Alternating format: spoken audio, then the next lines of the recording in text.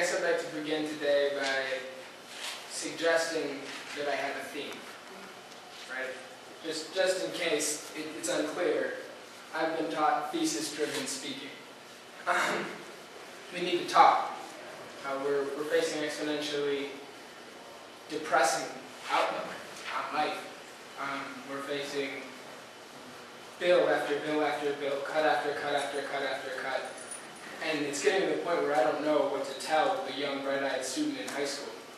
I don't know what to say to my sister when she's considering what she should study, where she should put her effort, and who she wants to be as a person. Because we're engineering a society that doesn't value those conversations anymore, that hasn't shown me how to have that conversation. And so I think it's important that we're here in the legislature today, where yesterday night they decided to reconvene at midnight. So I'm usually doing homework, right? These people don't want to talk to us. We've asked them over and over again. We've said, hey, we'd like to sit on those committees that are restructuring our schools. We'd like to be a part of those financial aid restructuring programs. We'd like to get involved in shaping our world, because we don't want to just complain. I don't want to just come here day after day and complain about how my world outlook is bleak. I want to be a part of the solution. And I've asked my legislators to help me do that. I have asked my faculty, my staff, and my administrators to help me do that, but something's broken. And so, in the spirit of that, we have students to share their stories. And so I'll kick it over. I'm Tiffany from Milwaukee.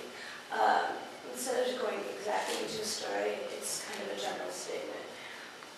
We're here today to ask them to talk, because we've been trying everything for the past year, and instead they've been silencing us by arresting our people for inconspicuous circumstances, ignoring our First Amendment rights. And what they don't realize, the governor and the JFC does not realize, that the only way, the best way to fix the economy is to put more funding into education, public education, and make it more accessible to those below the poverty line. And this is the only way that we will really, truly fix the poverty cycle that's going on in our state and our country at the moment. Tiffany, could you spell your name? Tiffany, and then Strong. And I guess the idea is I could take it on the street and introduce you to any number of 40,000 people who have a particular story. I could tell you my story of how I wanted nothing more with my life than to teach children mathematics. But then my major disappeared. In the middle of my studies, it doesn't exist anymore. I can get a master's degree, but good luck getting a master's degree and then trying to get employed. Who's going to pay me master's degree money to teach children mathematics? I guess I wonder where the next set of great innovations are going to come from if we're no longer listening to our students, if we're no longer listening to our friends and our family, if we're no longer listening to the people that are willing to walk a couple of blocks and share their stories with you. I don't know where they think the term Dairyland came from, where they think Social Security came from, where they think that so many of the innovations, vitamin D in milk, that's us. That is innovation that is sparked directly by the chance to speak with somebody who knows more than you on a topic. I could go down the street and pick out economics professors, social justice professors. I could pick out professors that could just teach these people how to write their bills better, because some of the grammar is a little iffy. My point is, until we begin to have these discussions with our legislators, we're not going to move anywhere. And until we begin to have these discussions with each other, our legislators aren't going to want to have those discussions. So I had intended this entire conversation to revolve around asking our legislature to have a heart, to think that maybe $250 million is enough for one 2-year cycle, and that $70 million more is going to break us. But I'd also like to get out the message that politics can no longer be taboo.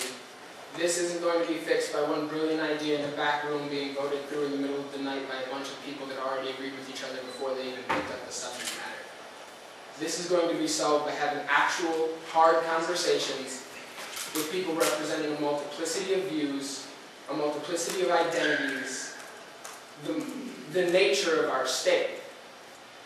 If we're not willing to discuss with affected parties what we should do to help them, then maybe we need to change who's making the decisions. And so, I'd like to really stress that politics can no longer be taboo. We need to have these discussions with our friends and our family. We need to have these discussions in our hallways and in our streets. Because if they're not willing to talk to us, we need to find somebody who is. And I guess with that, I'm hoping today that we'll see a shred of humanity come out of that room. And that maybe they'll slow this down and discuss it with the people that are affected. Maybe take one of the alternative proposals off of the table that they have been offered by those that have spent their time and their energy trying to reach compromise. But I no longer have hope that that'll happen. So I'm hoping that we can begin a larger conversation about how to move forward. And